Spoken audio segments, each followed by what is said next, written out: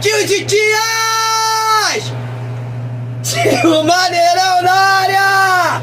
Tios e tias, forme o nome de uma peça essencial na decoração da sua casa. Tia Sabrina, se você pegar a quinta nota musical, você pega a quinta nota musical, tira a última consoante, e forma ela com a quarta nota musical. Qual o nome da peça essencial para a decoração da tua casa? Eita!